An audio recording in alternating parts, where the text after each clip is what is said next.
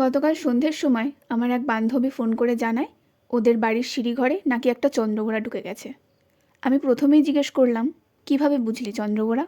ও বলল, সাপটা বেশ বড়, প্রায় 5 ফুটের মতো, রঙটা মেটে মেটে আর খুব জোরে আওয়াজ করছিল। বর্ণনা শুনে মনে হলো হয়তো চন্দ্রবোড়াই। তাই আর দেরি না করে পুরো রেস্কিউ ইকুইপমেন্ট নিয়ে বেরিয়ে পড়লাম। ওদের বাড়ির দিকে যেতে যেতে আশেপাশের পরিবেশ দেখে আমার মনে হলো, হ্যাঁ, চন্দ্রবোড়া হতে পারে। সিঁড়িঘরে ঢুকে দেখি ঠিক তাই, একটা পূর্ণবয়স্ক চন্দ্রবোড়া স্টিলের ট্রাঙ্কের পেছনে গুটিসুটি মেরে বসে আছে।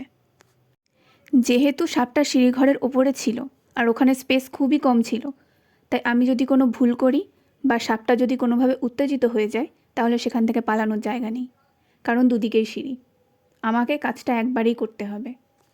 পরিস্থিতি একটু ভেবে নিয়ে কোনো রকম স্পর্শ না করেই ধীরে ধীরে নিয়ম মেনে শুধু হুকের সাহায্যে ব্যাগিং করলাম, ওকে একটুও উত্তেজিত না করে, নিজে কোনো ঝুঁকি না নিয়ে। আপনি একটু সরে দাঁড়ান।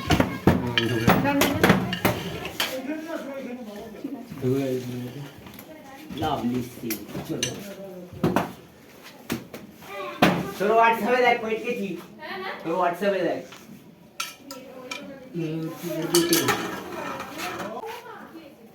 নিজে নিজে ঠিক করব ঢুকাইছে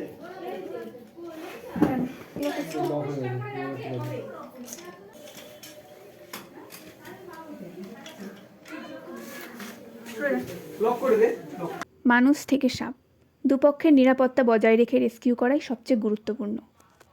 সাপটাকে আজ বারাসাত বন দফতরের হাতে তুলে দিয়েছি। ওনারা ওকে ওর স্বাভাবিক বাসস্থানে ছেড়ে আসবে। সাপ উদ্ধারের প্রয়োজন হলে বন দফতর অথবা একজন প্রশিক্ষিত রেস্কিউয়ারকে খবর দিন।